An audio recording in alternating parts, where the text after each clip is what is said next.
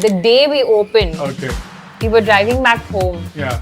And I told him, let's sell this place. But I don't know if you all used to go to 𝗕𝗶𝘁. There's this cow gully there. Yeah. Narayan. Narayan, correct. Oh my Wow, God. Yeah. crazy. And He only has taught me.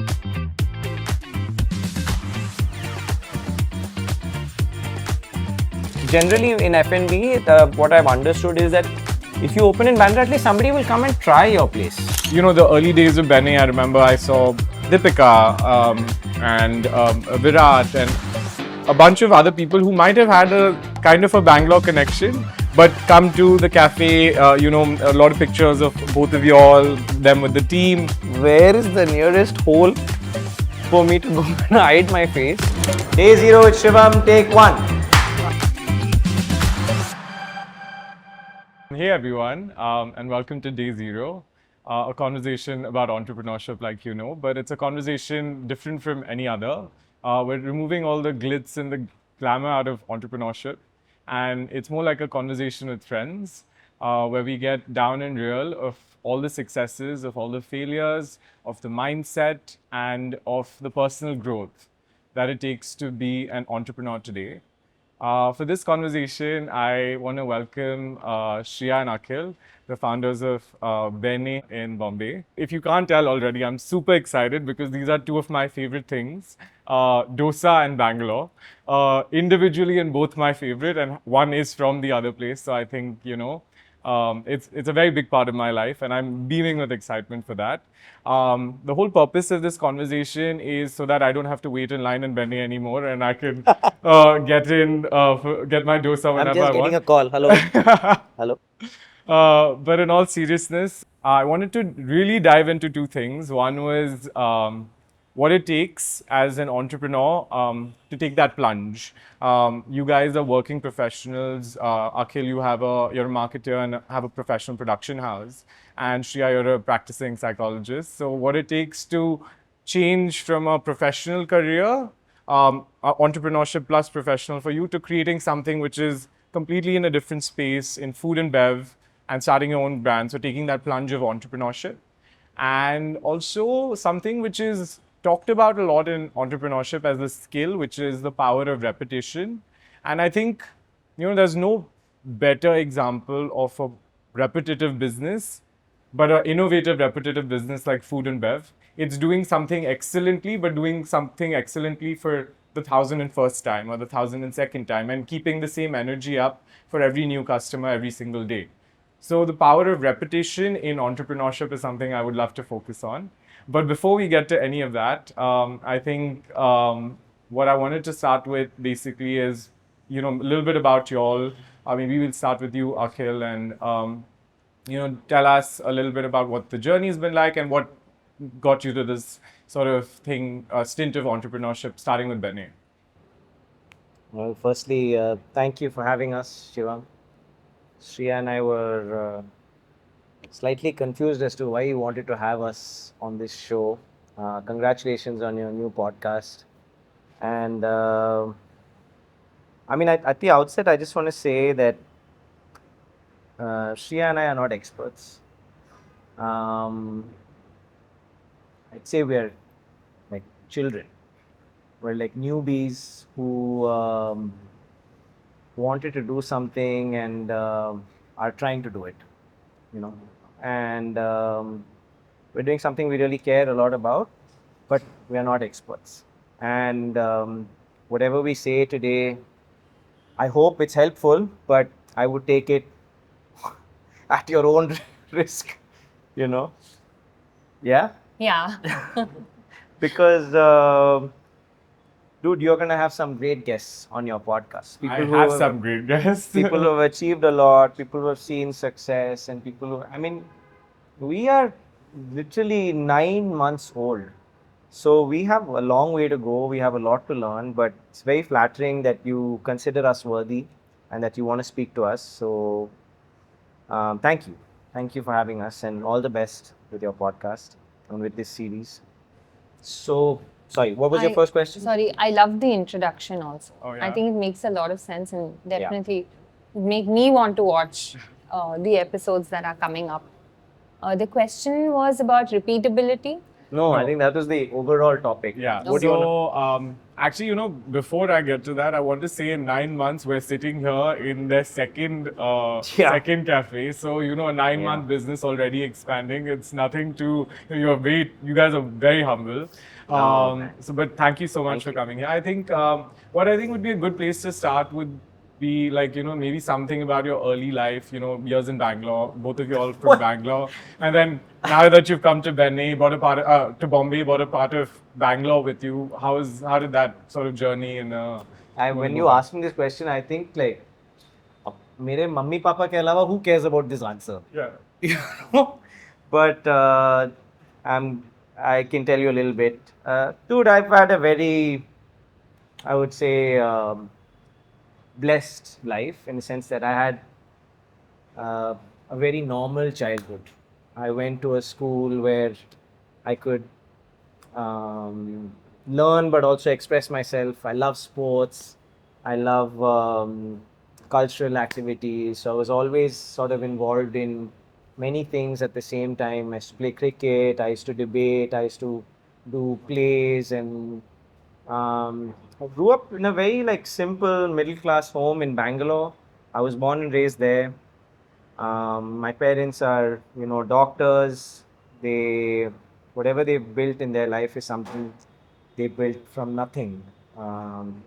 We didn't have a lot. We don't come from money. Like when we were kids, my dad had a Chetak, and 4 of us used to go on a Chetak. Yeah. It was like, Really? yeah. Oh. Are you rethinking your choice? That's so cute.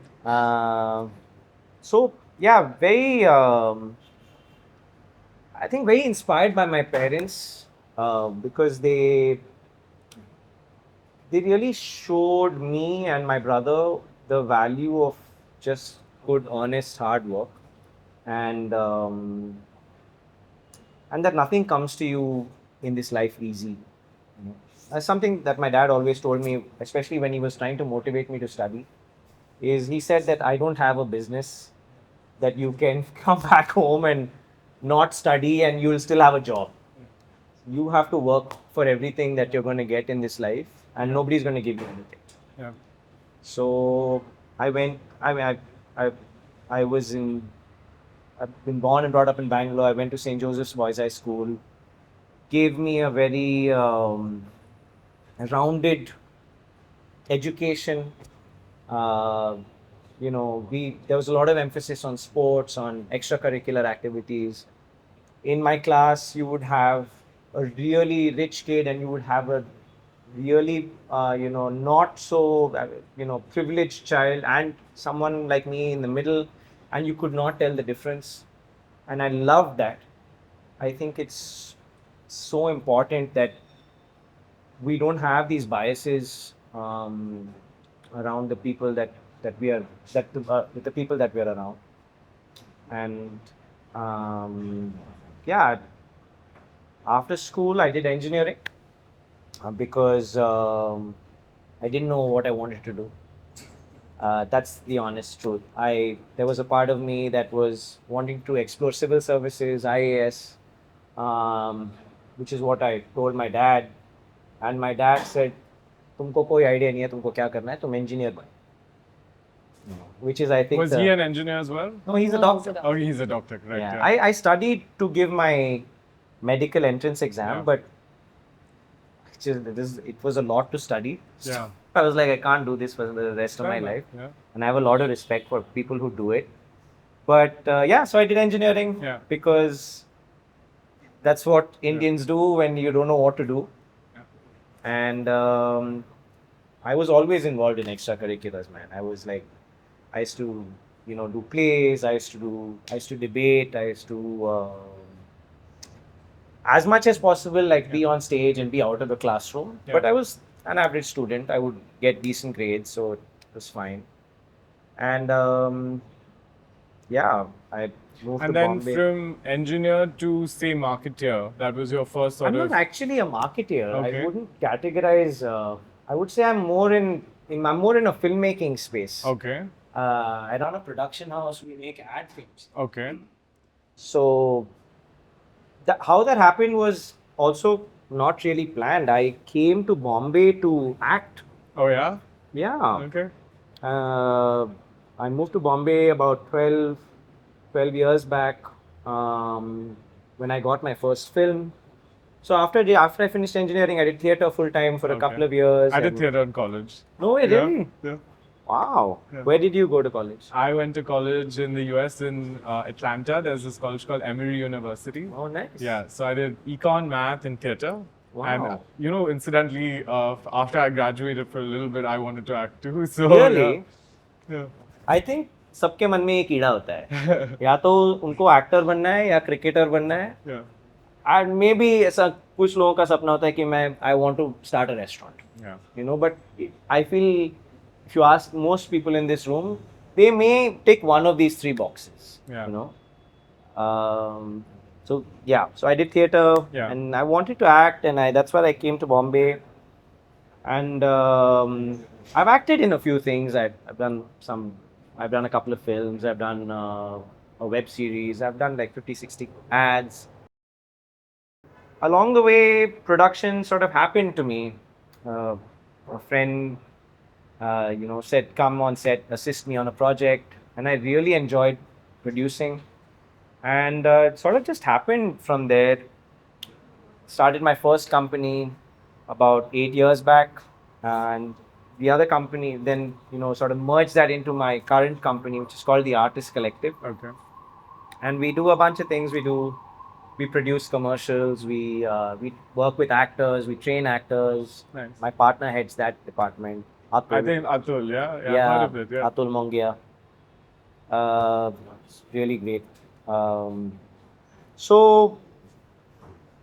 that's kind of how it happened. It was not like I came to Bombay to produce commercials or definitely to start a dosa company. Yeah.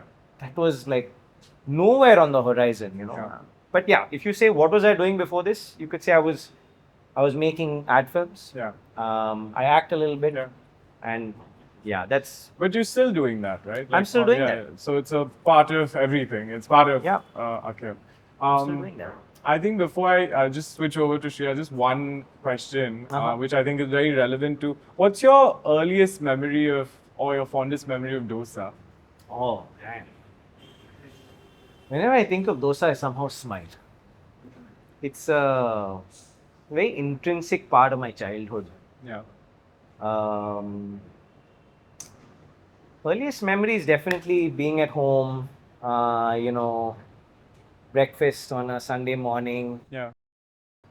with my dad making dosas or my mom making dosas. Yeah. We are a South Indian family. Yeah. I'm sort of mixed. My dad is Tamilian, he's South Yeah. Indian, and my mom is from Delhi, she's a North Indian. Yeah.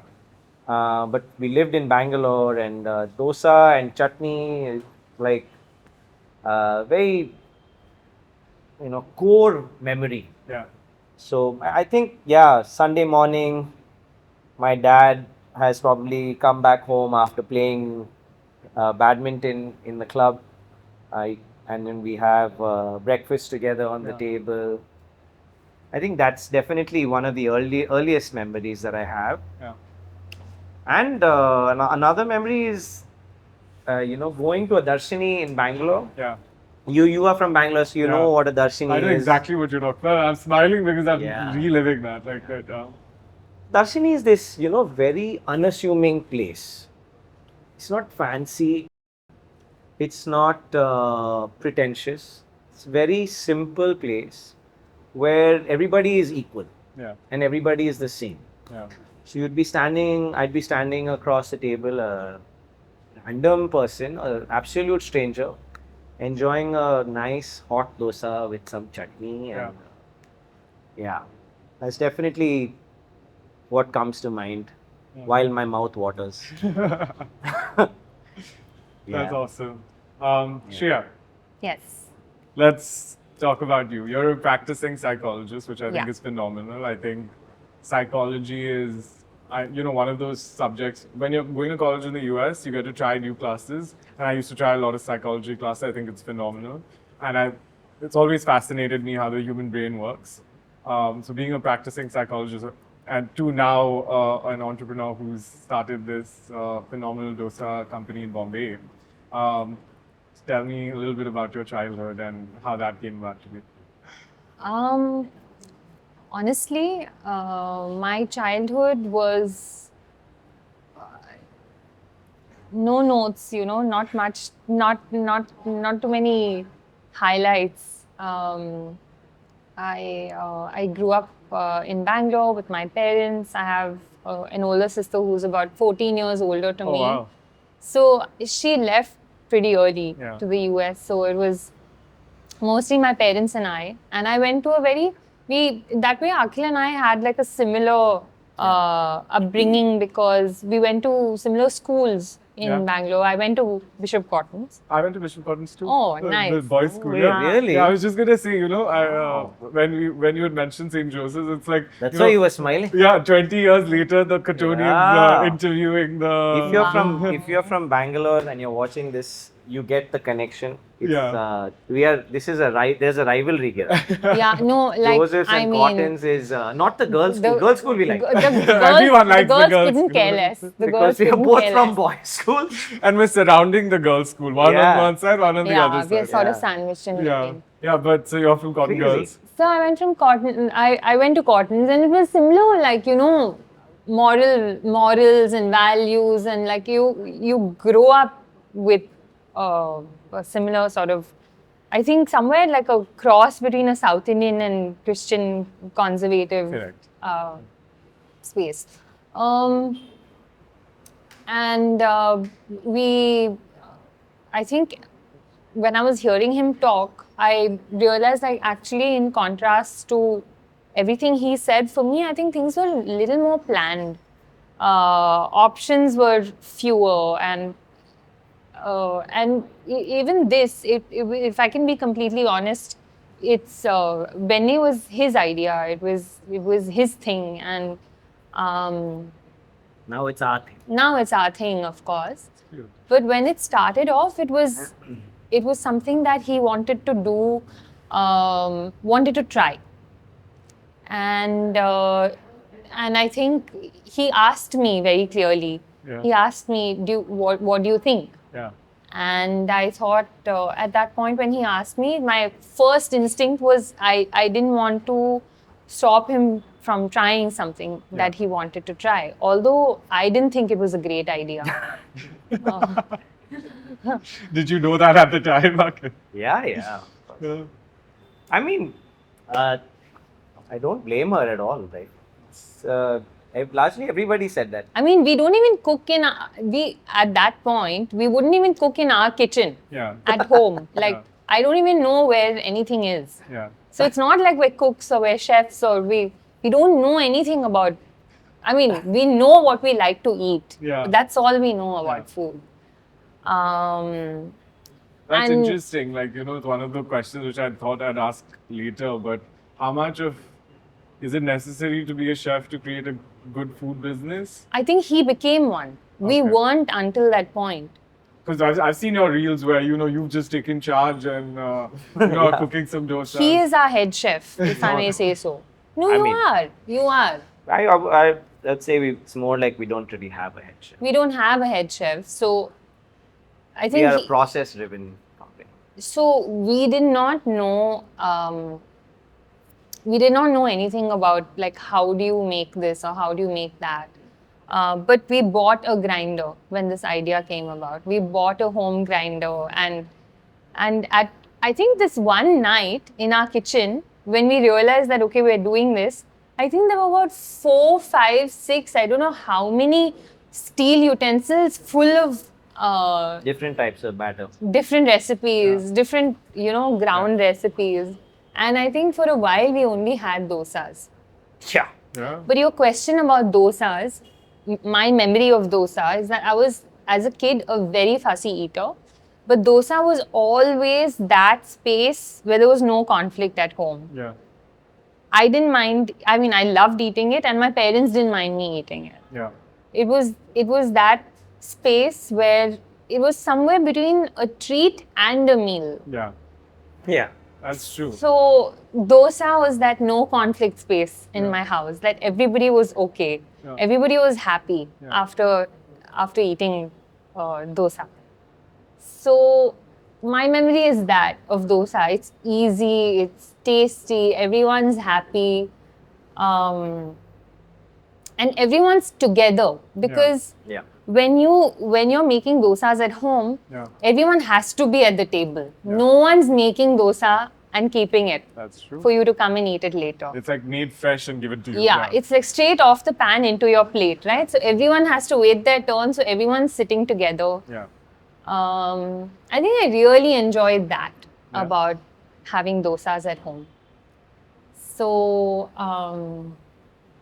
yeah, I hope I answered. No, I didn't. You absolutely did, and it's so crazy because when you mention that part of everyone together, I think of my memory first. Like when I think of my childhood memories of dosa, and like Akhil's, he always just instantly puts a smile on my face. It's like my favorite thing to eat. But I don't know if you all used to go to 𝗕𝗶𝘁𝗵.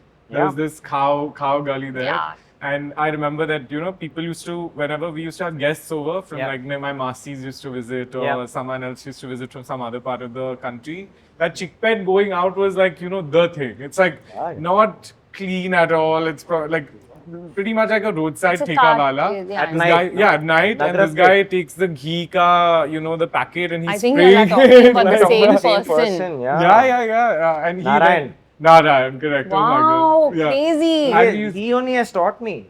I'm telling you, that's the ultimate dosa. Like, that his red chutney and his he used to have Green the, chutney he used to, with cashews. so Actually, he good. started doing more recently. Yeah. Okay. And What a I legend. heard that he was You the should one. interview that guy. Yeah. No, What a story honestly. he has, Honestly. I think we'll do it together. He is, let me tell you, this guy's name is Narayan. If you don't know him, he's on Avenue Road, Nagratpet, Yeah, Nagratpet. in Bangalore, Correct. in the night.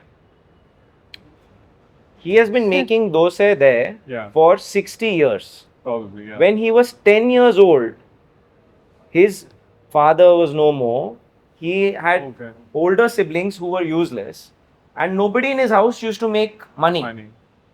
So he went, learned how to make dosa, and from when he was 10 years old, Yeah. on Avenue Road, he's making dosa. Yeah. It's so crazy. They say this 10,000 hour rule. Every single time I've ever had dosa afterwards, and I love Benne and I love most of the other Umesh and all these other Bangalore people, Bangalore dosa places. But I think that's the taste that I'm always trying to remember. It's so good. Like, it's like you put like 7 people into a small car, and my dad's a first gen entrepreneur as well. So, growing up, we've also seen success come in over a period of time. Sure. It's not like, okay, I was born with like a privilege. And I think, one of the things that you mentioned about your parents, right? Like growing up, one of those things that your parents would, or your dad would constantly tell you, like, I don't have a business, you have to work for it. Correct. My dad would also at the same time not be like, oh, you have a business, so, you can take it easy. Correct. It is, till today, when I look at my dad, I think he's one of the hardest working people I've ever met. And I see this not because he's my father, because genuinely I think he's a very hardworking person. Like, that's his first, second, and third, passion, like his work. Dude, when you told me today about the company and what they built, they are a household name in Bangalore. And that doesn't happen easily.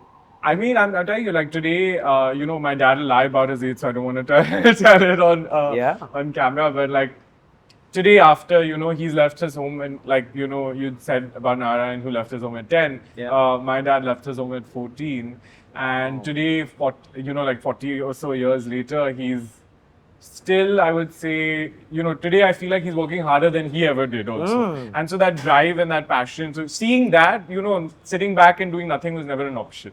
So I think that's kind of something that's been ingrained into the DNA, like you said, like hustling, But getting back a little bit to Benne and the brand and a little bit about Bombay. Benne means butter. Yeah. Right? Benne is the Kannada word for white butter specifically. Yeah. So benne is the dollop of white butter that you put on top of the dosa, but it's also the butter that we use to cook the dosa in. So Benne dosa is a kind of dosa. Correct. Besides being, of course, the company name and all of that. What are the other kinds of dosas in, like, from your research, and why did you choose this particular style of dosa? So Benne dosa, there are actually multiple kinds. There is Okay. which is something that sometimes many Oh people yeah, feel we really very. need to talk about. Sometimes people feel very strongly about, and I love that they Yeah. feel strongly about it. But there is the origin of Benne dosa is in Davangere. Okay. Davangere is it's a district in Karnataka, where you get these amazing Benne dosas, Davangere Benne dosa. Wood fired. Yeah, it's made on a wood fire stone. It's really amazing, and it was something that we found out more recently, the last 2 years. When it came to Bangalore, initially it changed a little bit. And you get a Benne dosa in Bangalore, which is very drastically different from the Benne dosa that you get in Davangere. Yeah. And that became the Bangalore style Benne dosa, which, maybe like a Vidyarthi Bhavan, a CTR. Correct. These places made it very popular. It is, personally, my favorite style of dosa. Yeah. And that's why we chose it. But the other styles of dosa you get, there's the Tamil Nadu style of dosa, Yeah. which is a more thin version. It's more thin, Yeah. and it can be two ways. It can be either soft, which is many times the kind that sometimes we make at home when we're not well. Right. We make a more soft dosa. There's that. But generally speaking, the Tamil Nadu style of dosa is slightly thinner, Okay. and it's slightly crispier, Yeah. right? Which, when you come to Bombay, and I can tell you all the styles of dosa you get here. Yeah. You get a There are genie 99, dosa, 99 you varieties. get a beetroot dosa. I've heard of this genie dosa, by the way. Yeah, yeah. It's like rolls. What you like, I may not like. What I like, someone else may not like. So, no offense to anyone who likes it, but it was not the kind of dosa I ate Yeah. growing up, or the kind of dosa that I love. Yeah. Seeing beetroot or carrot or palak paneer on a dosa is something I always say. I feel like my ancestors will be turning in their grave. When they see Szechuan butter paneer dosa. I want to like emphasize on this to every single Bombay person who's told me Bombay dosa is better than Bangalore dosa. This is exactly what's happening in my mind. Dude, but Who says that? it's, I have so many friends. No, there are a lot of people who say that, Yeah. and I don't think there's anything wrong with it. Yeah. I'll tell you what I mean by that. Yeah. What I mean by that is that you are allowed to like whatever you like. Yeah. And if you like butter chicken on your dosa, or if you like palak paneer on your dosa, good for you. I Yeah. mean, enjoy it and vouch for it. Yeah. I don't personally love Really? it so Yeah. much, and that's So, okay. So, yeah. before we started Benne, or the idea came to us about starting Benne, I intrinsically just craved a good dosa. Yeah. And actually we're not. I don't think we say that this is the only one particular Not at all. way that you should eat a dosa, because we Yeah. also go out and eat dosas, Yeah. Yeah. And if Dosa I may is- say so, we don't live in Bandra. We live a little bit of a drive from there. So We live in Juhu, yeah. we'll step out and eat a dosa if we Yeah. need to eat, or we'll step out and eat an idli if Yeah. we need to have Yeah. it. And it does the job. Yeah. It's Dude, there's some iconic places Yeah. in Bombay, Yeah. in Mumbai, like Cafe Madras, Ramashrey, so many places in Matunga. They're Yeah. so good. Yeah. And it was just that I didn't find this Benne dosa. Yeah. This style of dosa I felt was missing. The Bangalore style of dosa, which you've eaten, Yeah. I've eaten. So we Yeah. know it's like, to us it is the dosa that we know. Yeah. It's the dosa that we love. Yeah. And it has this very crisp golden brown exterior, but it's still Really soft hungry. on the inside Yeah. with some amazing chutney. So there is a very clear visual of that dosa in my mind Yeah. always, and it was something that I just missed a lot. You know, It's, a fun fact, which, I can tell now because I really appreciate it. And you can see why I'm so excited, talking to you guys, is because being from Bangalore, dosa, like I said, it's my favorite food. But then I studied in the US and I used to go and come in every 6-month intervals. And even then, after moving to Bombay, every single time I'm outside of Bangalore, I never had dosa. Like, Right. my friends we'd go out in Atlanta. There's a bunch of places, right? Like, because, there's South Indian people everywhere. And Yeah. South Indian food is like core, I would say. It's almost like your jalebis and iconic, right? Yeah. Dosa is iconic. So you get it everywhere in the world. Yeah. You have those chains which are really popular. 𝗕𝗵𝗵𝗆. And all these Correct. places. So throughout college, it was a rule of mine that whenever I used to come back to Bangalore, the first meal would be dosa. Like Same. Same. I would wake up at 12, because of jet lag or something for coming back. When I wake up, I know what is. I don't have to tell anything to anyone. Dosa is just ready from the places that I like. It's not even homemade dosa. Yeah. It's like from the place that I Yeah. like, and that was like. It was like the perfect welcome back, right? And even in Bombay, Absolutely. when I moved like about a year ago, I was just like, this is like the one thing that's missing. Every time I used to visit as well, I was like, Bombay people really need to have that Bangalore dosa. Like they really need to see what it is. Yeah. And then lo and behold, like Yeah. 9 months ago, May, right? Like you started. Yeah. So I was like, I'm so glad that this is here. Thanks, man. It means a lot to us because it was like will anybody come? Will anybody like it? Will anybody try it? These were a lot of the thoughts or the questions that we had in the beginning. Yeah. That's why when we opened with, that the slot system. Yeah. Yeah. I Because we remember that. didn't know how much batter to make Yeah. for the next day. We didn't know if anyone's going to show up. Yeah. So, Because, we didn't do any market research. Yeah. The market research was more like gut research. We went around, we ate in a bunch of places, we spoke to a bunch of people, but we didn't do a market survey to understand whether this would be something that people would like. So, honestly, we didn't know if people would give it a chance. Yeah. And we feel so grateful that people are trying it. It's something new for a lot of people in Bombay who are not used to this thicker style of dosa. Yeah. and without sambar. And without sambar. Yeah. And so we were like, "Bata nahi koi aayega." Yeah. And so just feel very grateful that Yeah. that people, that people are even trying it. Yeah. That's all we can ask for, right? Yeah. We can just ask that, or hope that you come and try it once. Yeah. That's all we can ask for. The rest is on us. The rest is our responsibility. Yeah. To deliver as best a product as we can, to deliver as best an experience as we can for you when you come in Yeah. to our space. But that you coming, Yeah. I cannot control. Fair enough. So yeah, it's extremely.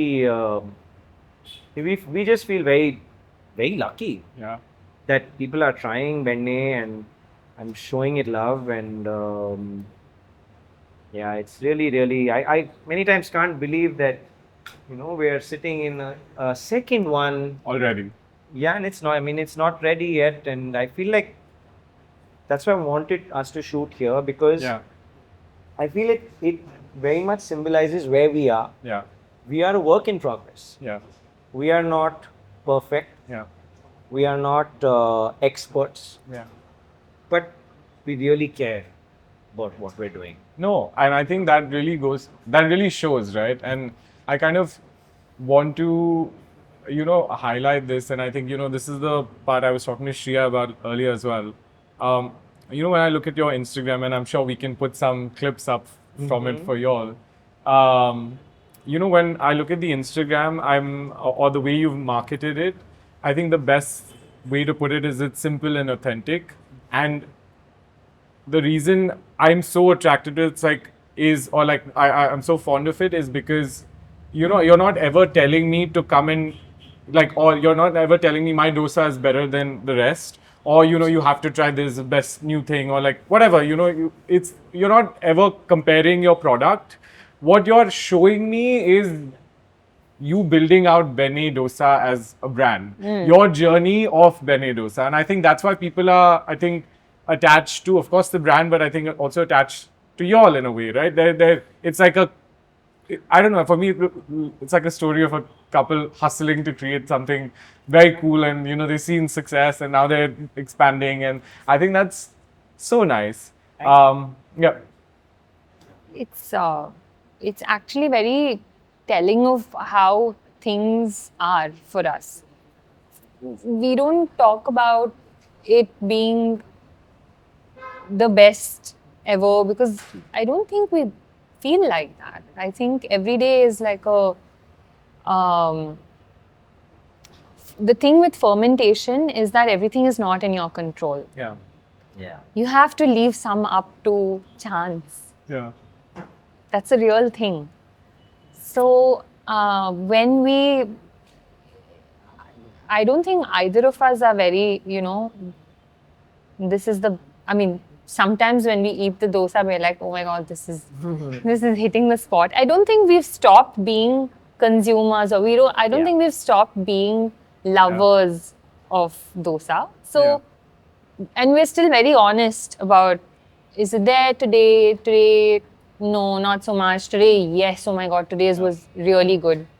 So, I think I don't think we talk about it being amazing or great or anything like that because we understand that, the process of a dosa. We understand that there are different kinds of dosas, and we honestly feel very simply and honestly about the dosa, and that's what we talk about. Also, don't think, as Shriya said, we were consumers first. Yeah. And we are consumers even today. So the way that I like to put it is that our journey of building Benne, or even the fact that we're talking about building Benne, it happened completely by chance. Yeah. We were doing everything that we needed to do to set up the cafe. Yeah. And along the way, I was like, this is crazy, right? One day we feel really excited about something happening. Next day, we are both crying and wondering why we started this. Yeah. And I said, why doesn't anybody tell this story? Because I'm intrinsically a filmmaker. I'm a storyteller. Absolutely. And I was like, this is a great story to tell. Yeah. To experience, and why doesn't anybody tell it? So we were like, let's just talk about this. Yeah. And talk about what's happening with us as we build this. Yeah. Again, since you are a new content creator, there is always a doubt in your head. Absolutely. Will anybody watch absolutely. my content? 100%. Am I going to put out this video and are there going to be 5 views? And that's more embarrassing than not putting it You're out. absolutely right. Yeah. It's but a question. Yeah. It is, the mind plays these funny tricks wherein everything that you want to do that is new, it will make you doubt it. Absolutely. It will make it doubt yourself. Yeah. It will make you doubt your idea. Yeah. It will make you doubt your existence. Yeah. But being able to be okay to fail, Yeah. I think, is the first step. Yeah. So that's what we said. It's okay if nobody watches. Yeah. We will put it out because this is truly what is happening to us. Yeah. And we won't sugarcoat things. So, do you think for someone starting, say, new in food and bev, what would be like your way to go about it? Like, say today, if I'm a person who's a new age entrepreneur trying to start a food and bev business, say I want to start a restaurant or a food and beverage concept. For me, what is more important? Like, I might think finding the right place is important, or finding the right sort of idea is important, finding the right cuisine is important, or finding the right team is important. What would you think are like the 3 must-haves before, or these are the 3 things you make sure of, or these are the 3 things just have firm in your mind before you step on this journey? This is my opinion. Again, I'm not an expert, but I think the most important thing when you want to start something new is, why am I starting? Okay. Have a very clear answer to this question. What is my motivator? Why? What? why do I want to start this restaurant? Do I want to make money? If that's your motivator, great. Yeah. Do I want fame? Again, another motivator. In our case, the why was, I care very much about this food, Yeah. right? And I love this food. So why is, I would say, where one should start from.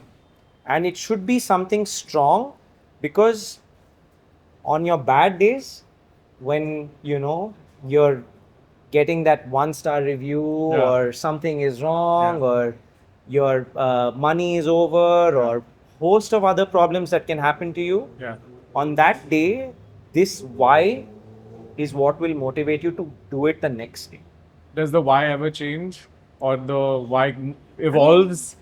Again, I'm only 9 months old. Yeah. So far the why has not changed. Okay. So far the why is the same reason that I wanted to start, that we wanted to start Benne, is because we just miss this food a lot. That was the reason. Yeah. It's nothing more complicated than that. Yeah.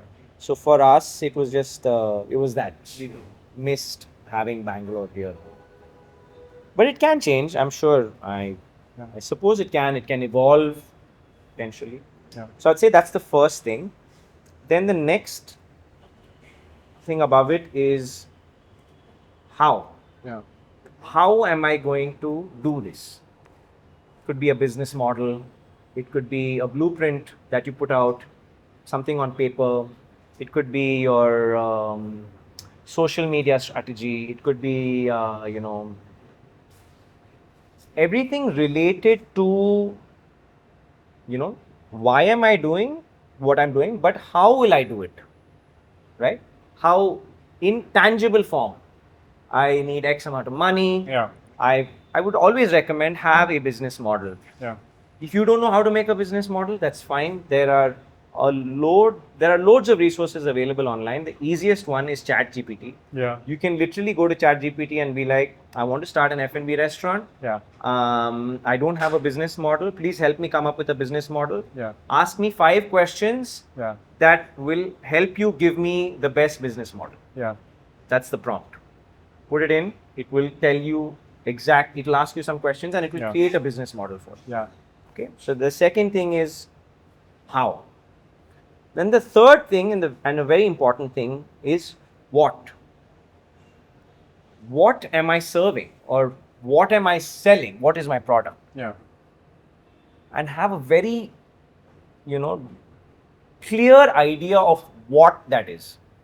Clear. When I say South Indian, it is not clear. Yeah, I agree. Okay, I will sell A, B, C items. This is my R&D plan for it. This is how I'm going to get the recipes. It'll evolve, but you should know that these are the things that are important in that what. Like, how do I get to the level of the product that I want for my what? Yeah. So in our case, what we were serving is Benne dosa, 𝗕𝗃𝗵𝗃, 𝗕𝗶𝗁𝗃, filter coffee, Horlicks, Bournvita, Mysore Pak. So that was our what, and everything that was related to the making of that is what comes into. So I would say these 3 questions are something you should ask yourself and spend a few days over. Why am I doing what I'm doing? How am I going to do it? And what exactly am I doing? Yeah. And if you ask me, the fourth thing, which is maybe central to all of this, is who. It is who are you, and what do you stand for? What are your values? What are some core principles that you want to bring into this business? Yeah. What does your brand stand for? Yeah. These are all things that I feel many times this fourth step, many, because I'm talking to a lot of people nowadays, and I don't know why they're asking me this question. They feel we have an answer. But this is just what we have learned so far, is that I feel we are in a world where everything looks the same. And people want something different, and for the sake of different, we're doing different things.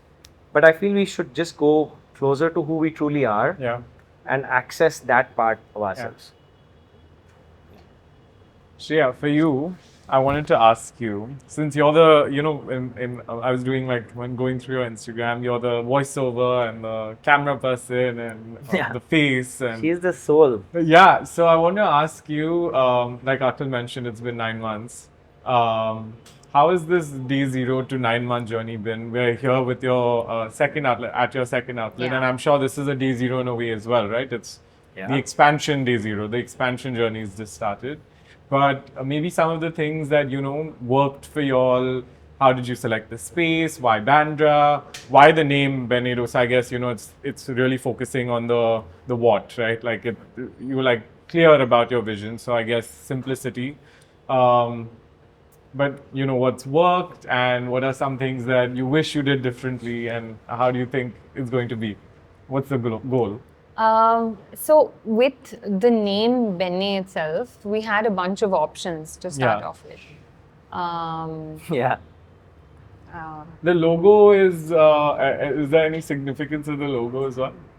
it's not very literal. It's not actually a dosa. Yeah, The yellow circle is not supposed to be a dosa, yeah, but it's just like an Indian. I mean, there's something about a circle yeah, that feels very whole, complete, yeah, and it's imperfect. yeah, So it is not literally a dosa, but it's symbolically about our journey, yeah. and that's what that is. With the name, we had a bunch of options. I think we were thinking all kinds of crazy things. Yeah. Shall I say? Yes, Something like the one was Bangalore Breakfast Club. Okay. Bangalore Breakfast Club was a close second. Yeah. Filter Cafe. Yeah, Filter Cafe was one, but then it didn't really feel. It didn't feel like it was aligning. We were not like we felt like Bangalore Breakfast Club sounded too posh. It sounded like it was only meant for breakfast. So I mean, we did that exercise. We did an exercise where for about 2-3 minutes or 5 minutes, both of us took a notepad. And We did this exercise with our design head, Rashmi, Okay. who suggested we do this exercise. Great exercise. yeah, it helped so much because she asked us to write everything that came to our minds for 5 minutes about this space. So for 5 minutes, all we did is we kept writing words. And Benne was one of the words he wrote. Okay. And instantly we all three of us, Yeah. Akhil, Rashmi and I, Yeah. instantly we liked the Yeah. uh, The sound of it, the the sound feel of of it. Simplicity of it. Yeah. So that happened, and we all instantly we said yes to Benne. And I think if I were to be very, very honest, I thought it was fun to hang out with him, So I was like on board because I was just I was just having fun. Yeah. But little did she know. I think very soon, very, very soon, on day 1 itself, on the way back when we were driving from Benne, Yeah. I Just told after him- you opened. just the day we opened, Okay. we were driving back home, Yeah. and I told him, let's sell this place. Oh yeah. I don't know what this is. Oh yeah. Let's just get rid of it. Did you have a lot of customers at day 1? Not a lot. I mean, But- we had, way more than we expected. Okay. More than we expected. And I think because it was our first day, we were so overwhelmed and happy and grateful that people were coming, Yeah.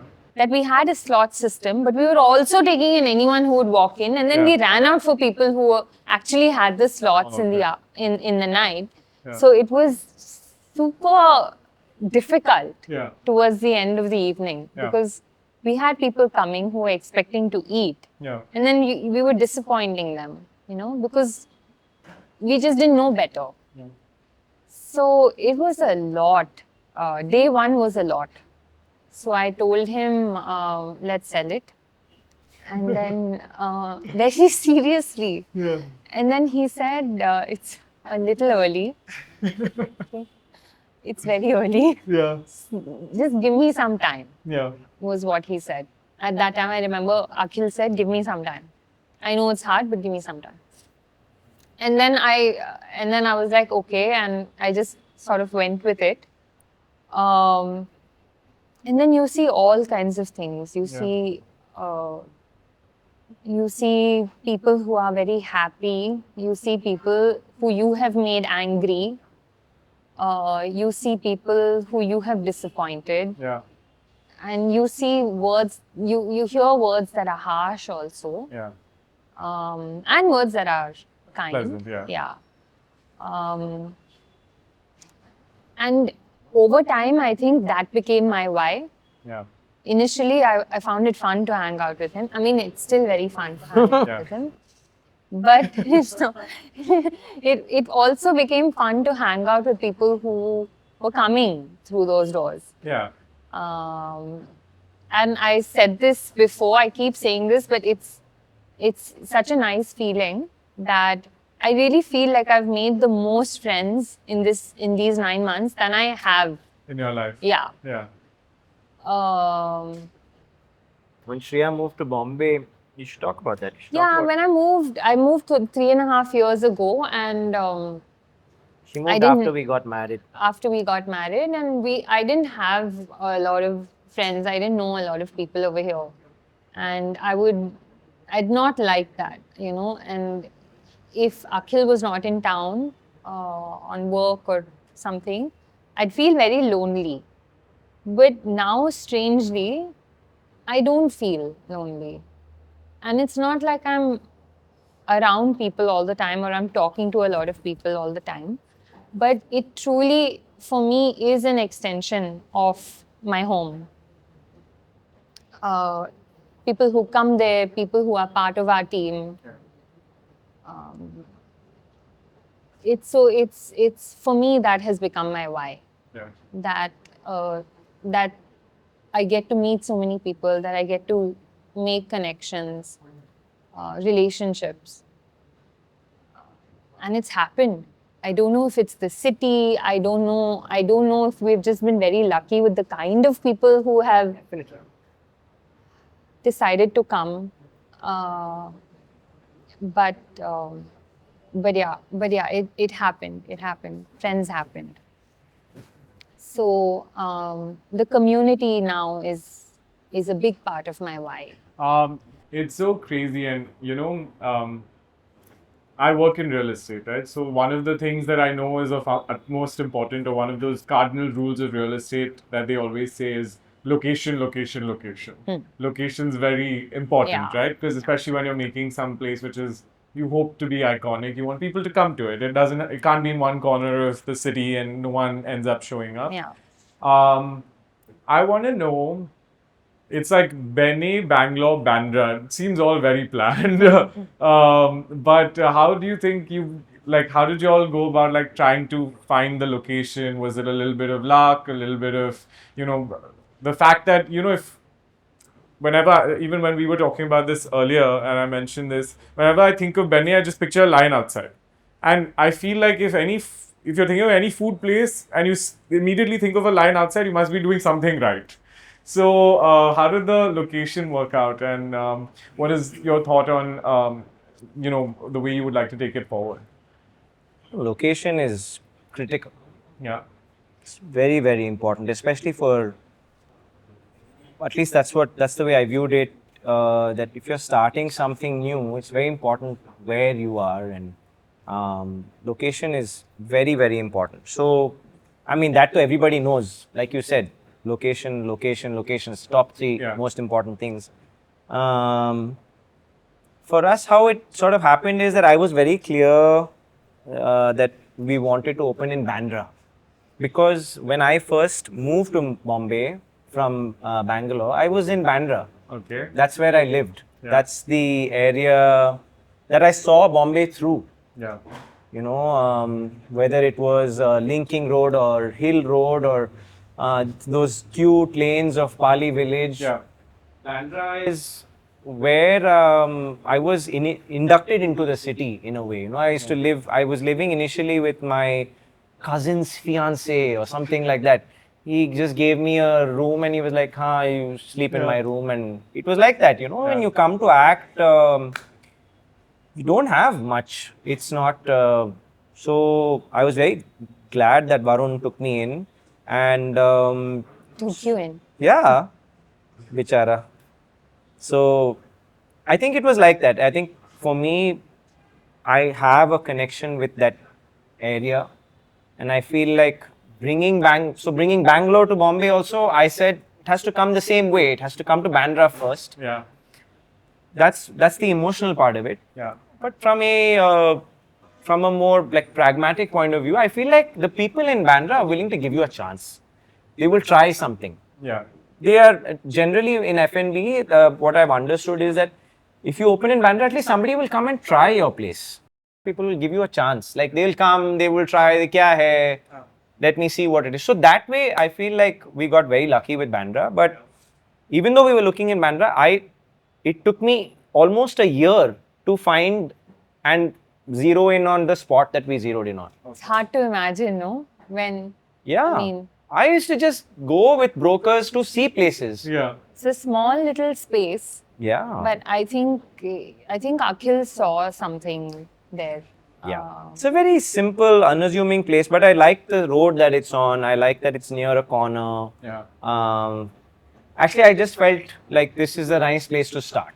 It's mostly, I feel, we don't trust our gut enough. We place a lot of importance on what does somebody else think about this place? Yeah. What do you feel about it? Yeah. Do you feel good about it? Yeah. Take it. I feel like if you can, that should be your approach. Like even this place, it's much larger than what I wanted for the second Benne. Yeah. But when we came here, when I saw it, I felt something. I was like, I feel something about this place. And I feel like, there is some potential to it. So I feel like that is, at the end of the day, it's a risk only. Yeah. You are taking a risk. And, whether it pays off or not is really not in your control. Yeah. But you have to try. And yeah, people who follow data, people who follow statistics, they probably are better off and they're making a more informed choice. But when you're starting a business, you many times don't have access to that money that allows you to make those things. So then you have to go back to your Gut. gut. Yeah. So There is one more thing also about Bandra. Bombay has amazing food. yeah, amazing. And so much of it is in Bandra. Yeah. Right? Japanese, Mexican, Yeah. whatever, Italian. I mean, Some of our favorite restaurants. some of our favorite restaurants Yeah. in Bandra. So it's almost like, we don't want to prototype dosa and idli to like one place in the अच्छा खाना है city. तो माटुंगा जाना है. Of course. You don't want to feed into that Yeah. further, And it is like we were describing when we were talking about how much we like it and how much, like, I was talking about how important it was in my diet. You take it and you place it with all your other favorite restaurants. 1 second. आजा क्या हुआ? Oh, the इधर ले आओ, इधर ले आओ, इधर आ जाओ, इधर आ जाओ. That's so nice. I'm so excited. आ जाओ बाबू. इधर ले आओ, इधर ले आओ. We got some Benne dosa, of course. I'm so excited. नहीं, उधर ले जाओ. Coming back to what we were talking about, it took us a long time to find the place, and I don't think there is any formula for it, but it's very difficult. It's a very difficult decision to make because whenever you're seeing a place, you have to say no 9 out of 10 times, right? You'll see 10 places, you have to say no to 9. Some of them are 4, 5 are easy to say no to. Yeah. But then there are few that are very confusing. Yeah. Because they also feel something. Yeah. So it's not an easy decision to make. I think for me, like a way that my litmus test is basically when Akhil shows me a place and he really likes it and I don't like it. Yeah. and I say no. Yeah. And then he's like, no, and he's like, oh, okay, no. I'm like, no. And then he still talks about it. Yeah. then Then you know it's like, okay, yeah. maybe should I reconsider? Yeah. Okay, fair enough. So we're back. Sorry, we had a little bit of a dosa break, as you can see, and you know, how can I say no to this?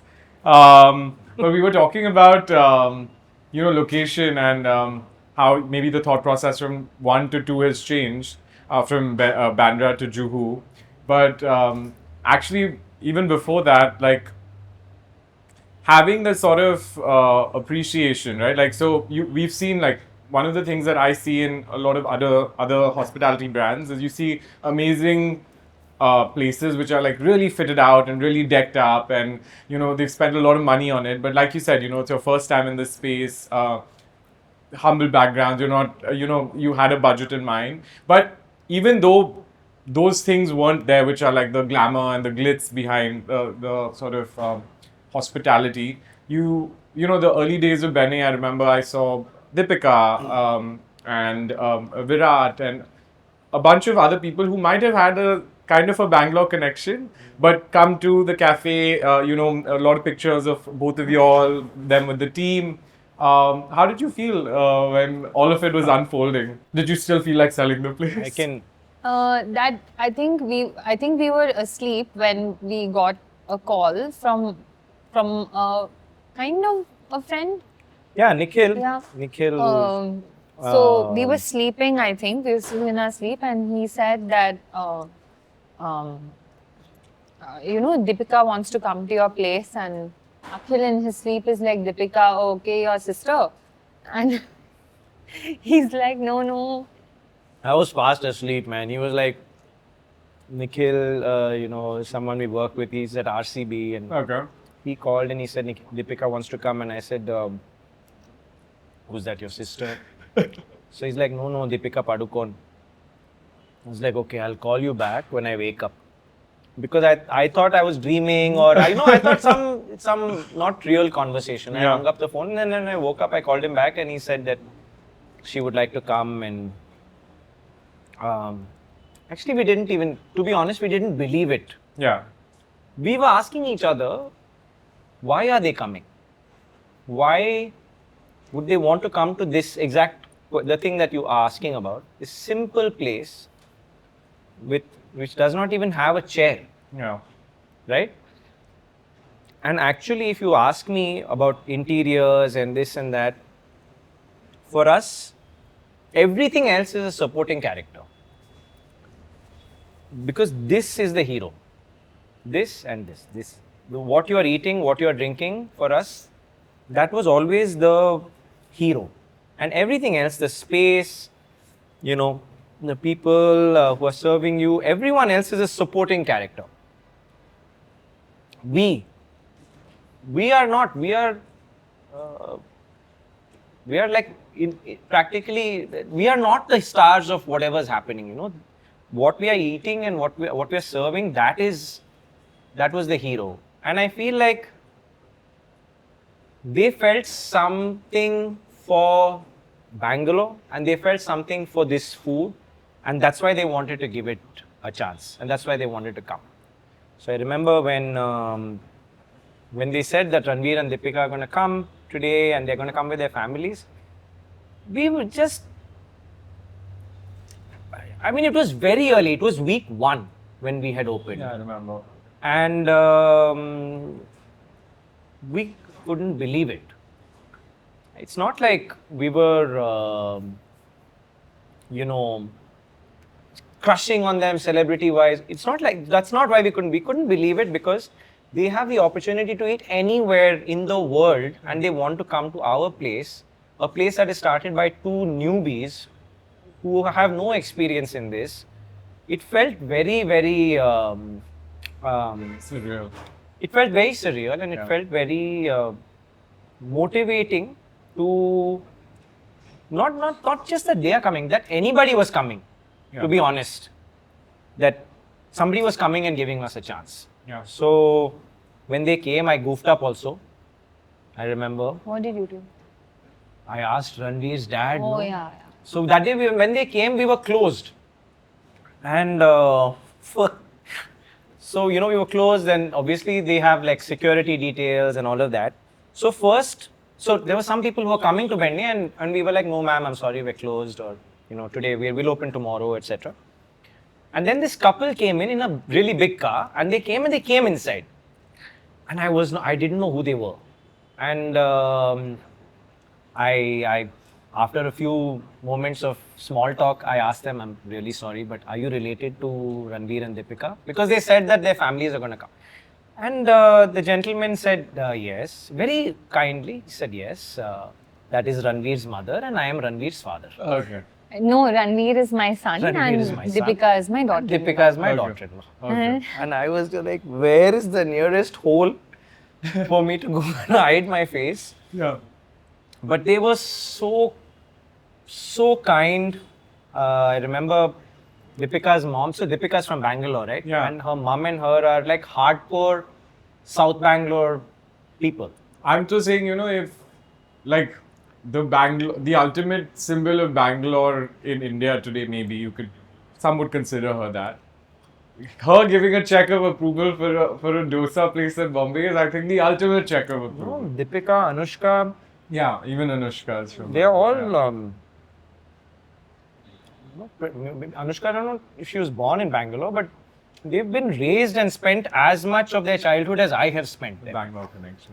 And 𝗕𝗵𝗃's mom, that's what I was telling you. When she came, I could tell her vibe was a little bit like, they are saying Bangalore-style and all, Yeah. but I don't know. बहुत सुने हैं ऐसे. देखें, देखते हैं क्या होगा. She had that vibe. She was very sweet, but she had that vibe. And she told us after the meal Yeah. that when I came in, I was very skeptical Yeah. about how this is going to be. Yeah. But she was Yeah. very, very kind and generous with her praise and very encouraging. So yeah, it was a really nice evening. It was literally our first week, Yeah. and it was very kind. And then when Virat and Anushka came, I remember Anushka telling me a story about how, she's also from Bangalore. She came to Bombay to act. Initially, she was just modeling and stuff like that. And when you come to this city, to Bombay, to act, it's not an easy journey, right? Starting any profession from the ground up, it's not easy. Anything. So I remember her telling us that there were many days where she used to really crave dosa. And one such day she went to eat dosa because she was missing home a lot. She was missing Bangalore. So she went to eat dosa and she saw them putting beetroot on the dosa Yeah. and she started crying. Oh no. Yeah. That's how much this food means to us. Yeah. It's more than just, it symbolizes a lot of things and means a lot Yeah. to us. So we're very conscious about the fact that our space is simple. Yeah. We're very conscious about the fact that our space is minimal, Yeah. because this is the star. And I think Rashmi, who's our design head, who does our interiors and everything, she really understands what that means to us, that Yeah. while it can be simple, it should still be, nice and Yeah. everything, like from the color of the tile. Yeah. It also symbolizes this color of the dosa for us. It symbolizes Bangalore, Yeah. red earth of Karnataka. Yeah. Again, when I'm saying all these things, I feel like only my mom and dad will care about this. Or maybe your mom and dad also. So we have 4 viewers. I'll take this chutney. I wanted to ask you, when you had said initially on, like a little bit earlier, that you wanted to be part of Benne because you thought it would be a good way to hang out with Akhil. Now, I work with my father, so I see a lot of my father. I see him at home also at night. I see him at work also. So, if you ask me who do I see more than anyone else in my life, I see my father the most. And that's a great thing, and also sometimes not such a great thing, because you're also eating dinner with your boss and you're also working with your boss. So there's always talking about work. How do you guys, as a couple who's kind of starting this, do you ever, get into arguments? How do you manage those expectations of home, and how do you have that sort of work-life segregation? Do you have that? especially, since it's early days, you're hustling, you're starting this, this thing consumes you, I'm assuming. So how do you balance that out? Yeah, And do you divide your roles and responsibilities for the business as well? I think we're still figuring it out. Yeah. Can there be a boundary? How do you put that in place? I think we're still trying to figure it out. We definitely fight. We definitely argue. We've definitely spent more time than we did before Benne started. I think that's gotten us closer in many, many ways. Um, but I feel like when it comes to balance, I feel like what I'm realizing is that I think it's hard to balance every day, like 5 hours for this, 5 hours for that. I don't think it's possible to balance or juggle like that. But I think the easier way to balance is according to what's happening in your life at that time. Like right now, because of Benne Ju, I think that balance is more tilted in favor of work. But there was a time before Juhu, was running on its. I mean, it's not running on its feet, but like before it picked up pace. That Before Bandra?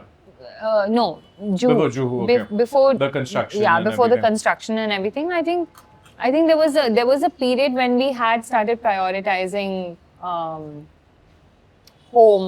So I don't think it's easy. I don't think it's so practical, especially in F&B, to do, and maybe not at our pace at least, to divide it as She's an actually everyday. being very generous. We fight a lot. No, that's what I said. I said that we do fight. And it's very difficult. It's very difficult for her because there are many days where you feel like the relationship has taken a backseat, and I feel like it requires a lot of patience from Shriya's side to not let it affect our relationship, because it's not easy, and I'm extremely lucky that I have a partner who is giving us the freedom to explore this while we are, while we have a very strong event happening in our personal life as well. Yeah. So I feel like I got really lucky. I think that's the thing. As a business partner, to have, and to be honest, we talk so much about what's happening and the successes and all of that. But largely, when you look at it from our point of view, it's that missing tile syndrome. You largely tend to focus on the failures because that's what you're seeing more of. The missing tile thing. Basically, it's like if there's a roof full of square tiles, and there's one tile missing, all your attention will only go to that missing tile. So with us also, many times that ends up happening, whether it's when we're at Benne, you will see us largely in a state of stress. Yeah. Yeah. No, but like going back to what I was saying, I do think it's hard to divide Very difficult. work like perfectly. It doesn't look like that. Work and life, you can't balance it perfectly like how you would on paper. Okay, let me ask you. You can say, for example, that after 9 p.m. I won't take any calls, but it doesn't work. Doesn't happen. It doesn't work because this is happening right now. It's real. And then there'll be something else happening. Yeah. It won't stop, right? Yeah. So. But I think like different phases, different periods, you can prioritize one thing over the other. Yeah. But I don't think it's possible to otherwise perfectly divide your day or divide your week. Yeah. What I wanted to ask you is, now that we've been doing this for 9 months, would you recommend that a husband and wife start a business together? Yeah, I would say, but as long as they are clear on who's doing what or how much of this is who. Yeah. Yeah. Have you guys found that clarity? Yeah. I think, yeah, Kind I of. think the first day that we sat to brainstorm or to think about it, it started with a little bit of Yeah. a little bit Started of with an an argument. Oh yeah. Yeah. And that's when we discussed, and I told him, in my mind, this, Mm. you get to, you get to decide this. You take this on. Yeah. You take over. Yeah. And, I will do this. And we just, I think I don't, Managing expectations or I give my opinion, Yeah. but at the end of the day, I know that the idea came from him. Yeah. The time and the effort, and it's all more of his. Yeah. So, that I don't agree with, but yeah, it's true, but so I've sort It's of, a very yeah. generous person to also believe in someone's idea and then co-found it with them, right? Like I think that's Very a big much. part of the, if we were at. I'm so sorry. no, go ahead. Please finish. No, I'll go ahead, go ahead. No, we were at the Bombay canteen recently, and Yash, who's the founder of Hungering, Yeah. that after we finished talking, that was something that he said. He Yeah. said that it's very important to find a co-founder. Yeah. And maybe not enough importance is placed on that topic, but finding a co-founder who supports you, is their own person, and Yeah. Is equally can, committed. can tell you, can be honest with you Yeah. when, like, to each other, Yeah. that something is not working or something is working, and be Yeah. able to talk about it freely. Yeah. I think it's really, really very, very important. Like having Shriya, she sees things so differently. Yeah. Like if you've been to Benne, you'll know that we do the names. Yeah. This is one of the questions I had. So, I'm a very big fan of personalization, and what I like to call in my own language is Easter eggs. Okay, this is what I call Easter eggs in real life. Okay, and it's so crazy because sometimes when I come across some clothing brands, I see this where someone has selling you a hoodie, but on the inside of the hoodie, I've seen this where this microfiber cloth which you Yeah. use to clean your lenses. There's a patch of that because a lot of times people do use their clothes to clean their, smart. like eyewear and stuff like Yeah. that. This, in my opinion, is like the perfect example of a Easter egg which is so functional. It might not add any value for 90% of the people, but for the 10% of the people who kind of relate or have some use for it, it like really means the world. Giving you another example of this was I was staying in Delhi. I went to a hotel. I went to Delhi recently. I was staying at a hotel there, and I use a hairbrush. And when I'd gone for the day and I'd come back at night, they'd put a bag underneath the hairbrush in in the bathroom, and there was a handwritten note from the housekeeping staff, and they were like, "We saw you have this brush, and we thought you needed a brush bag, so here is a brush bag for your brush." And I thought that was just something so random. It was probably cost like 3-5 rupees. It was like a cloth That's what bag. will make you go but back to that hotel. Every time I go back to Delhi, I'm like, I'll remember that small Yeah. gesture. Yeah. Similar to that, I remember this, and this being from Bangalore, I kind of relate to it a little bit more. The token numbers, for each order, it's like Yeah. normally, you have normal numbers and people call them out. But here you have these innovative names like Robin Uttapar something, or Bangalore Football Club something, and Alsu something, And I just, because I'm from Bangalore, I have that, oh my god, that's like so nostalgic. Like Kabin Park walk in the morning. Kabin Kabin Kavita. Kabin Park Kavita. So, whose idea is this, and what is like the thought process behind it? It's entirely Shriya's idea. At least for me, when I thought of it, it was that you give people something to talk about. Connect to Bangalore. No, for me, like initially it was an icebreaker of sorts. Right. Because in my head, like it was, like I keep saying, it was an extension of calling people, having people over. Yeah. And when they come and they're waiting for their food, that was the first, that was the initial thought. Something to sort of keep them engaged or entertained. Yeah. Something like that. And of course, it had to be Bangalore related.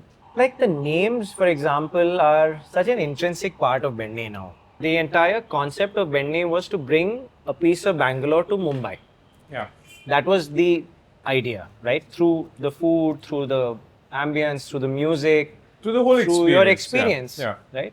So the name, what it does is it makes you, in my mind, what I loved about the idea of the name is that everywhere you just get a number, and I feel like it's very like impersonal. You are it's almost like, you know, like a number for a 𝗘𝗽𝗵𝗶𝘃 420 Yeah. kind of a vibe. Yeah. Whereas this, the number and then, you know, having this name, they're all like characters. Many of them are people that we know. Yeah. You know, like 𝗕𝗵𝗶𝗃 is an iconic radio character from that Danish Seth used to do. Oh yeah. I didn't know Incredible. that. I used to Yeah. love listening to that guy Yeah. on the radio. He used to do this, what man, ya bugger, Yeah. eat some biryani man. So I've heard some stuff. incredible. Then, Yeah. you know, some of them are Bangalore's Gundas, you know, fighter Ravi and airlines KP, and some of them are, one of them is Shriya's ex-boyfriend. So, like the names are all, many of them are real people. Like there's Mount Carmel Deepika after Deepika Padukone, or there's Army School Anushka after Anushka Sharma, or there's Chinnaswamy Chiku after Virat. My maths teacher from school, Yeah. St. Joseph Sandy, is on the list, you know. The idea is that you feel like, see, to people like you know Bangalore, you're from Bangalore, you feel that connect, Yeah. right, instantly. Yeah. When someone comes from Bangalore and they get Banaswadi Bhatt and they are from Banaswadi, Yeah. they feel really good. It's happened. Yeah, I I'm think sure. that- Yeah. But if you're not from Bangalore and you have no idea, when you come, you see the name, you're like, what is this? And when we tell you what it is, Yeah. you feel like for a second, for a teeny tiny second, you feel some connect to Bangalore. Yeah. And that is the entire purpose of Benne. To feel like you're in Bangalore for a second, for just that bit. Yeah. You had mentioned earlier that, you know, the first day after you guys had started, you, on the car ride back, you told, let's sell it and let's. I want to know from your perspective, how were the first days like? And then when was that point where you were like, okay, no, I can actually do this? Because come a long way from sell it on the first day to opening, you know, Juhu. And it's not even been that long, like it's 9 months if you count it. So I just want to know, maybe from your perspective, how that journey was. So the first week, you're sleeping like 3 hours, sleeping very, very less. Yeah. And even in your dreams, even in your sleep, you're Making dosa batter. you're seeing food and you're like dispensing food. And Yeah. I think I would stand outside the place. I don't smoke, but I would tell Akhil, bro, smoke break. And I was like, go outside and just like stare at the place from outside and be like, you know, I mean, and then it's clear, right? So you can look inside and I would just see this boy and I'd be like, oh my God. Like if I could get him out, I would just like take him and like just like run away somewhere or something. But No, it's, I don't think think- anything can prepare you for that. yeah. And it's probably a me thing, you know, that I found it's hard, but that I found it so hard because I'm not so much of a talker also. And I mean, I told you that I made a lot of friends, but I don't like speak to people that easily. So it was difficult even like personally for me, and like work-wise though, it was really difficult because we didn't know, we were figuring everything out from scratch. But I think there was no one turning point as such, but I think it happened like a few degrees at a time. The first thing is when I realized that there are some people who actually like this. Yeah. There are some people who actually who actually think, Can someone like this? yeah, who actually think it's good. Yeah. You know, that definitely turned things for me a little bit. And then I think when we realized that there are many people who I think would like to come and give it a shot, that also turned a little bit for me. And then I think Akhil, the thing is, I think he actually enjoys being in the kitchen. I would say that it's not a linear journey. I definitely feel like there are turning points and turning away points, even now, Yeah. that happen continually. Yeah. But you know, the one thing that I relate to you when it comes to the appreciation is sometimes, you know, once in a while, it happens less for a real estate building than something more you see every day. But in Hyderabad, we have this property called Knowledge City, and we've opened a bunch of restaurants, and it's an open access park, so people who are not in the property also can visit it.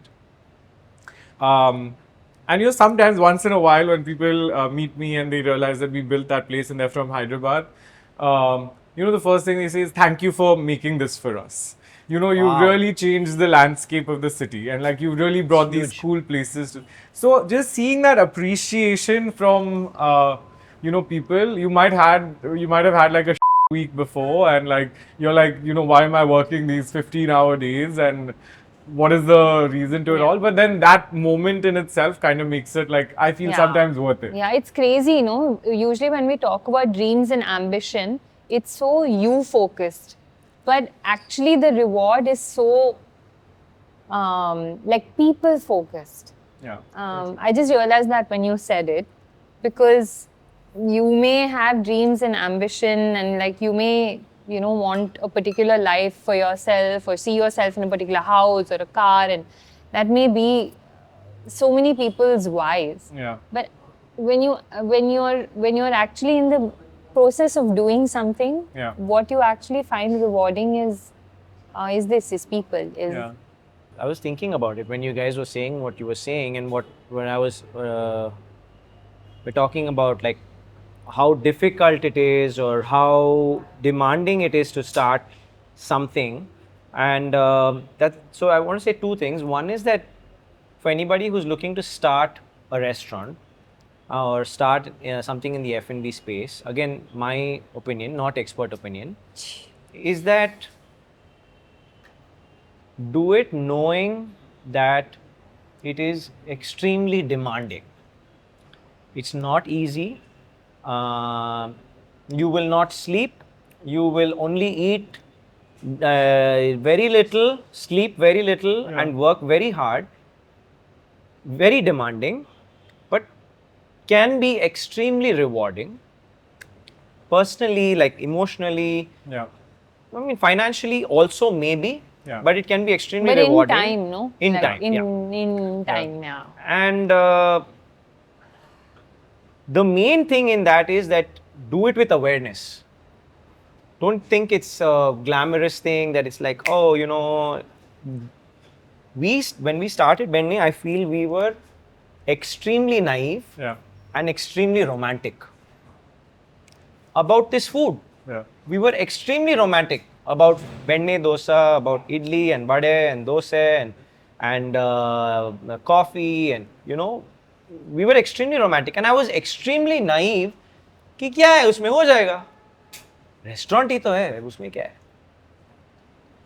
But the way that it kicks your Yeah. I would go into restaurants and think like, wow, these people have. how are they doing They have it? table napkins. They have chairs. How Incredible. do they do this? They have a washroom. We are in awe Yeah. of restaurants that operate well.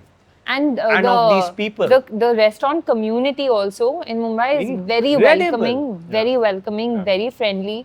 We can talk a lot about the challenges, but actually, Oh man. these guys are amazing. And Opening week, first day, Project Hum, and I think it was, what was the burger company? a good flippin' burger. Project Hum and Good Flippin' Burgers sent us food for our entire team Just like a welcome. because they knew we are not eating. Toast sent us donuts. Toast sent us donuts, That's so sweet. Veronica's, I mean, like the hungering they They brought came with like a food hamper, with like, you know, Bombay sweet shop hamper. water and coffee and like snacks, because they were like, we have done this. Like Yeah. they understand. And they understand. Yeah. And I know you have not slept. Yeah. I know you have not eaten. Eat this. Yeah. Literally Yeah. putting food in my hand and saying eat. Yeah. Whereas we were expecting that restaurants will be wanting us to close down Yeah. and wanting to send us negative energy, Yeah. because technically we're competition. Yeah. But instead, they were encouraging, they were warm, and we were blown away. Do you think your experience of going out and eating, now you absorb a lot more, the way you eat out has changed, and how has that changed? Yeah. If I may ask you. Yeah, Akhil is more apologetic to the staff, the staff over there, than he is No, consumer. I feel He'll be like we're extremely great. Many times he'll like order something, and if they forget or if they mess it up or something, he'll be like, no, I was just telling you, but this is fine. Yeah, like I will eat this, and no worries, no problem. So I think you become. I think you become A lot more more understanding. empathetic Yeah. to hospitality, to the hospitality industry. And I feel we don't give enough credit to people who are serving us food. I don't know why. I really don't get it, but I feel like we should say please and thank you more to people who are serving us food, or to anybody in the world at large. Yeah. And I feel we don't do it enough. Yeah. We try to do it in Benne. Yeah, these are some of the cornerstones of our culture, is that we want to build into just having decent basic respect for the people that you're working with. Yeah. Not shouting at them, not demeaning anybody. And I feel like, just as a propaganda piece, I'm saying, when you go to a restaurant, be nice to that person. Because I've seen people, who are very rude, like not even to us. I'm saying even in another restaurant, you hear people talking down to a waiter and calling them like this and shh and all that. And I feel like that's not very nice. It's not human. I feel like it's, we can be better. Yeah. And please and thank you goes a long way. Yeah. So we just have immense respect for people in the service industry, And so I was saying earlier that this is one thing that it's rewarding. The other thing I wanted to say is that no one has it easy. No industry has it easy. Wherever you start working, and when you are in that phase of your life where you're constructing, you're under construction, it's not easy. Yeah. You have to work hard, you have to make sacrifices, and you may not see results for a long time, but that doesn't mean you give up. What is that? What is it for you that keeps you coming back? Like, what is that motivator for The why. showing up every day? The why.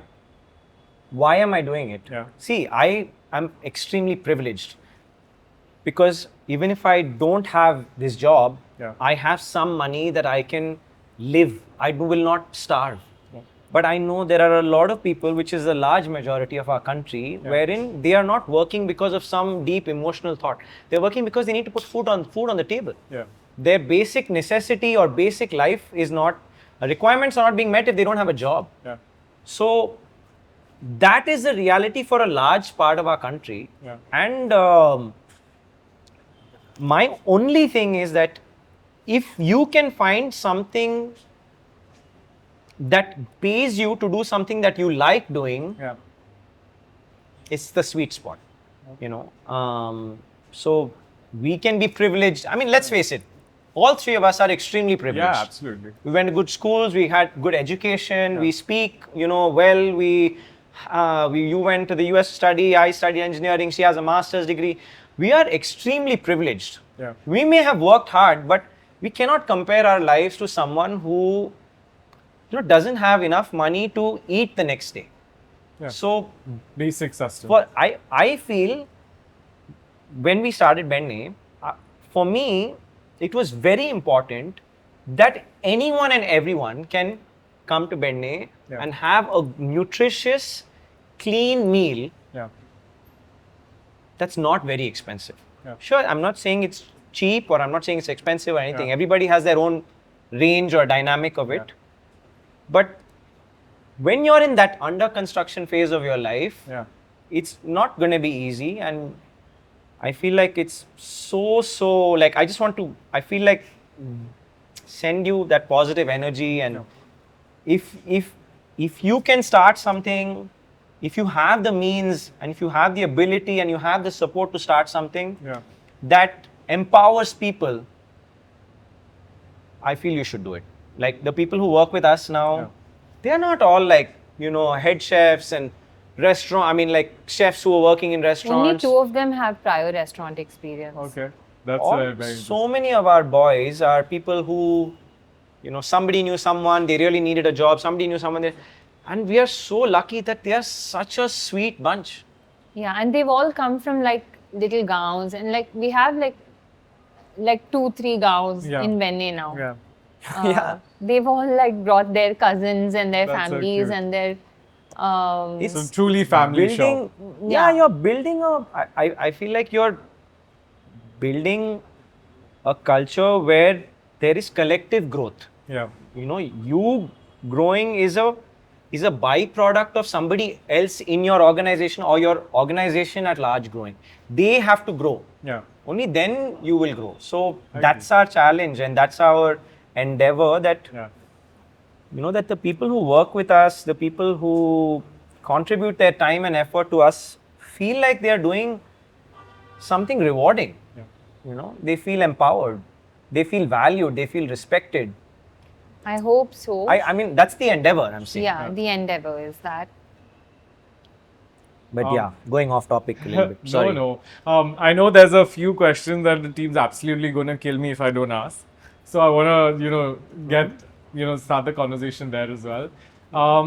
One of the things actually, while we were doing the research as well, and one of the things that constantly, always makes me wonder about the restaurant industry in general is the sustainability aspect of it, right? Like today, you want a full restaurant always. You would ideally want to prepare for a full restaurant always. But sometimes you don't have a full restaurant. Or say in a shop like say a 𝗕𝗃, where they have food which comes out in batches. I feel like at the end of the day you end up with a lot of food which is not being eaten by someone, and you can't serve it the next day because that's against your sort of. How do restaurants how do you build a sustainable sort of restaurant business? I know that you guys practice sustainability when it comes to your packaging, when it comes to the plates, everything is like recyclable, not bad for the environment, eco-friendly. But how do you think that, we could take this like maybe one notch higher, or like how do you practice it? I mean, so I feel there are 2 parts to your question. One part is being sustainable in a eco-friendly, material kind of a way. So we have a no plastic policy. Everything that we use is reusable, recyclable. It's a byproduct of our plates are areca nut leaf plates, which are 100% biodegradable. Our tissues are bamboo. So that is one part of it. Like we don't have plastic bottles, we have glass bottles and all of that. So that I feel is something it's very important to us because the environment really matters, and the choices that we make today are going to affect our future generations. The second part about it is wastage, food wastage. And I feel like someone that has revolutionized this space is the Robin Hood Army. They are someone we partnered with quite early on, and they come to Benne every night. Okay. And whatever food we have left, we make all of it. Idlis, tatte idli, chutney, everything, we make it.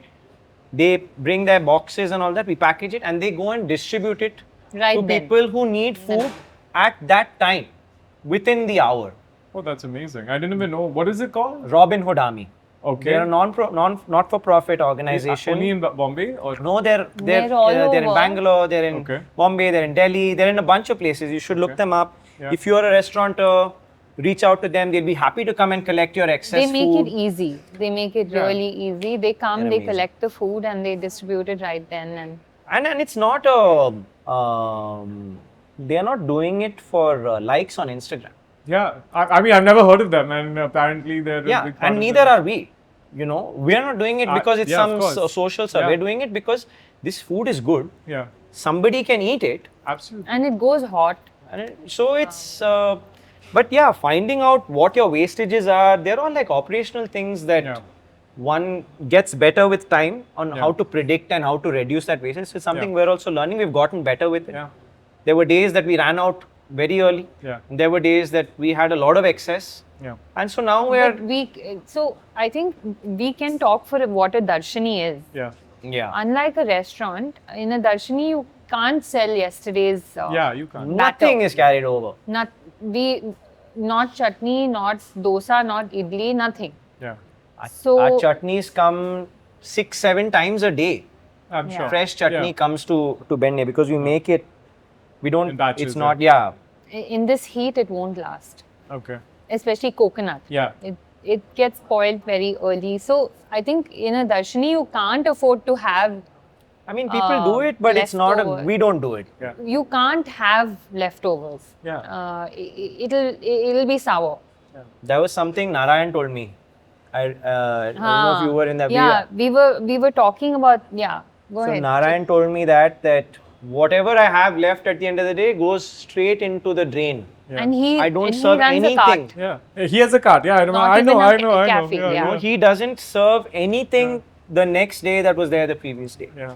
There are some people who do it, and it's not something we subscribe to. No, fair All our batter comes every day in the morning, so that it's a non-negotiable for us. Do that the this food is- Robin Hood army, do they even cater to, like, say, there's a lot of cloud kitchen entrepreneurs? I suppose they don't discriminate. Yeah, I mean, it's so, it's actually a good piece of knowledge. So, like, if any of y'all are in like a food or restaurant business and you are looking for the right way to kind of make your food reach the right people when it's in excess, and I think, definitely look up Robin Hood Army and I something. think, So I it's think, the first I time think 95% restaurateurs, Know they them. know They about do them. I'm it. sure, Yeah. yeah. They know about them because Yeah.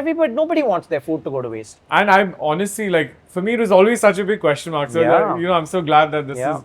Akhil, I have another question, and maybe I want to make this probably into a reel.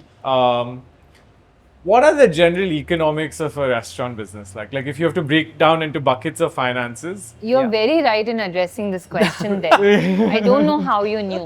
He said he was an engineer, You so thought- I was like, Again, this is something you will get very easily on ChatGPT. I'm sure. In the business model. But Yeah. essentially, you're divided into these buckets. yeah, One is your food cost, Yeah. which is your COGS. Generally, good practice suggests that this number be around 30% yeah, or less. okay, Then you have manpower costs. Generally, again, at max 20 to 25%, okay, not more than that. Rent, collective rent of all your, any Everything, space that yeah. you have should be under 10%. okay, Utilities should be under 10%. okay, 10% or less. yeah, Marketing expenses are generally 5 to 10%. That Yeah. varies brand to brand or Yeah. sector to sector. yeah, And the rest is profit. So if you are able to hit a number of, let's say, 25% in profit, then you're doing a good job. yeah, If you're not hitting that number, then you need to figure out where in this chart, which percentage is off. is off. But again, in the restaurant, see, there are some restaurants that have a very high margin. They operate on a very high margin. Yeah. So they may be making their cost of product maybe like 5 rupees, but they're selling it for 300 rupees. Fair enough. So it's a very high margin product. But you may think that they're making a lot of money, Yeah. but they are spending a lot of money on like infrastructure, Yeah. capex, Table this, napkins. Yeah, that, so many the things. right? napkins always Yeah. get you.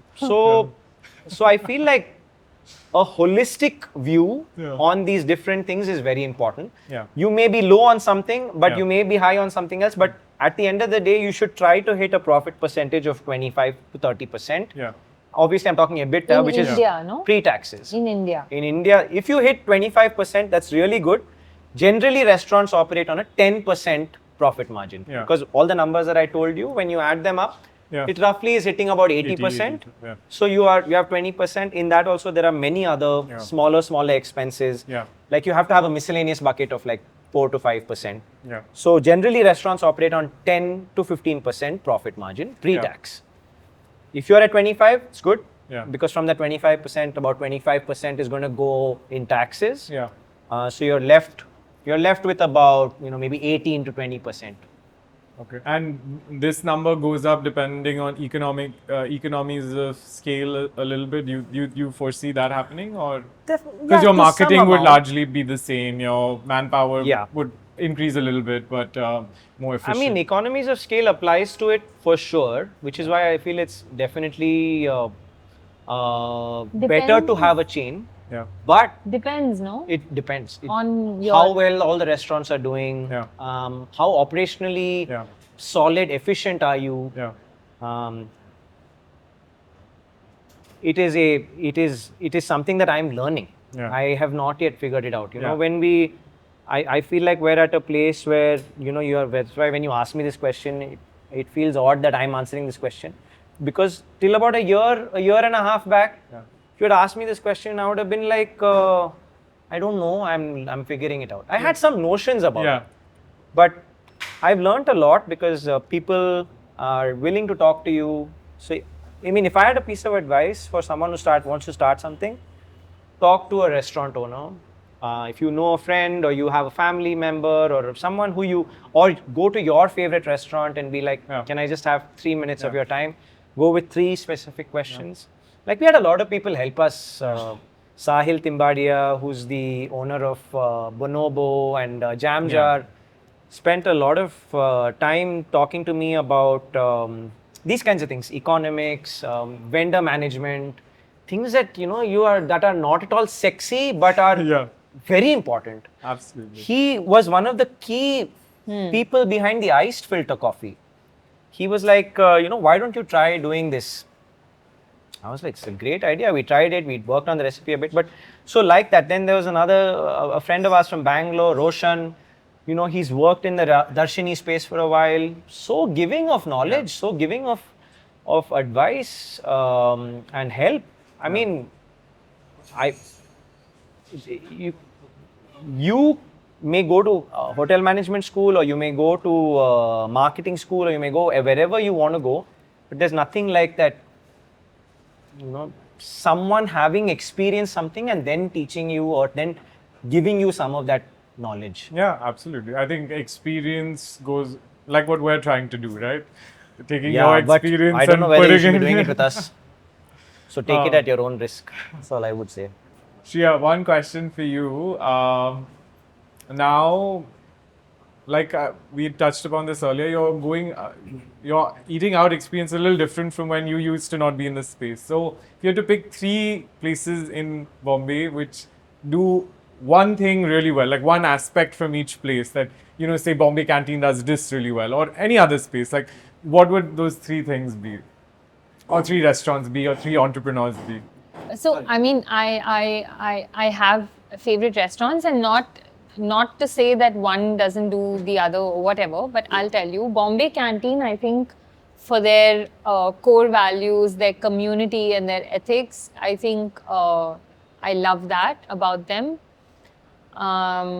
Izumi, I love, it's my favorite restaurant because of, I mean, the food and how they've recently reinvented their menu also. So that's exciting to go to a place and have something new to try. And I think 𝗕cie-𝗳𝗃𝗃 Yeah, I've never heard of that place. I've never gone. Yeah. Oh my God!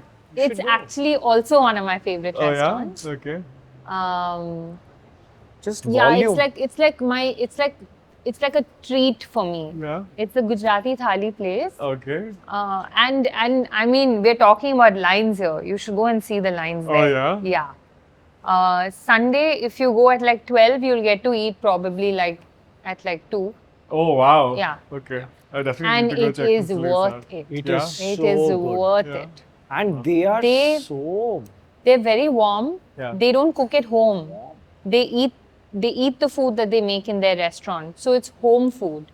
Fair enough. It's good quality, nutritious Yeah. home food. Yeah. And I love that Yeah. about them. So that's my pick. That's your pick? Yeah. Okay. I think, okay, Harshan, of course, we've been brainstorming, and I think, one of the topics that we'd mentioned, like we started with, right? I don't think there's something which is as glamorized as a restaurant, but on the back end has something as repetitive. And I think just the amount of effort, like even to start a habit today, like I want to, like one of the things I'm personally trying to do is get back into fitness. And I've been like, trying to do fitness for a very long time, and like it's been a big part of my life. But now for a little bit of time because of work, I've had a break. Getting back into it is a whole different challenge altogether. Similarly, when you've started something, it's good to, have done like 110% today. But then tomorrow, getting back up and doing the same thing again, and then day after again. How do you do it? Like, how do you... I'm gonna. We have a quote, Yeah. actually. Yeah? Yeah. There's this quote that we love that Rashmi shared with us. We may even and put it up in the space. I feel it resonates, and it's exactly what we feel about this. I'm just going to read it out. I do the same thing over and over, improving bit by bit. There is always a yearning to achieve more. I will continue to climb, trying to reach the top, but no one knows where the top is. Read out the... It's by Jiro Ono. Okay. And it's so powerful, so beautiful, because repetition is the cornerstone of our business. I think of everything a little bit. I don't know anything else, Yeah. so I cannot speak for it. Fair enough. I can only speak for what we are doing at Benne. Yeah. It's all about doing the same thing Yeah. again and again and again and again and again and again and again. Yeah. Till you reach a point where you feel like, okay, I have reached something, and then you keep doing it again and again and again and again. Yeah. Consistency, dependability, trust, they are all earned through effective repetition. Yeah. And that's why the circle of our dot, Benne dot, the circle of the dosa, they are all always in motion. Yeah. They are always going around and round. You're always doing the same thing again and again. He means this, you mean the strokes? No, I mean the movement of a circle. It ends and It's starts at the always beginning. revolving, Yeah. it's always churning. We have a small menu intentionally because we want to do few things, but we want to try to do them well. And repetition is the backbone of it. Do you guys now, 9 months later, I'm sure, and this is also an ever-changing thing, but from when you started to now, has your North Star moved, and what is your North Star currently for Benne? My North Star is always, personally, is to serve the next customer the best experience that they can have. That is my North Star. That, when people ask me, what is your plan? Of course, we have plans of growing and, having more Bennes and stuff like that. But fundamentally, if you ask me, it all boils down to serving the next person with the best experience that we can provide them. Yeah. Holistically, Yeah. food, customer interaction, hygiene, quality, time, efficiency, everything. That's the endeavor. That is our North Star. Let's go back full circle to where we started. Through the conversation, we were breaking y'all's journey down from zero to where you are today, and the possibility of infinity. The second was repetition and the art of repetition and how it adds to being an entrepreneur. And third is taking the plunge. So for everyone who made it here till the end, what is the Congratulations. what to is you. like one key takeaway that Hi, you would mom want? and dad. They're the only people who are still here. Sorry. My mom and dad too. Hi, auntie, uncle. What is the one key takeaway from you that you'd want someone to like remember this conversation by? Firstly, thank you for watching. Thank you for your time. I think if with Benne, even on Instagram or telling our story or anything like that, is that even if we're able to inspire one person Yeah. to believe that if we can do it, you can do it. Yeah. I think that's the only thing that I would like to leave anybody with, is that if two noobs, that's what we categorize Introduce ourselves. ourselves as. Yeah. If two noobs who didn't know anything about this space, if we can still be open, Yeah. who knows about tomorrow? Yeah. But if we can still be open and if we can do something, you can too. I think I would like to say to flow with where it's going and how it's taking you, because this was not part of the plan. Yeah. Many things were not part of the plan, but to flow with where you think it's taking you, your gut or your partner. Yeah. So, yeah, that's what I would say. Well, I think that's all I had for today. Thank you so much Thank you. for coming here, for having us come here, I would say. Thank you. I think by the time everyone sees this location of theirs will already be open. I hope so. No, it will be. It will be. hope so. And, you already have a bunch of us hungry customers here already. But I'm looking forward to all the, Thank you. happy faces that are going to come out. Thank of you. here. Thank you. And it was Thank such a you. great conversation. Thank you Thank so you. much. I had so Good much. luck with Thank the rest of your episodes. I think you have some actual experts coming on the show. So I look forward to hearing them speak. Next episode. But thanks. Thank you for having us. Thank Thank you you, to your guys. lovely team. Thank you, everybody. We really enjoyed it. I think we spoke a lot, but we like being here.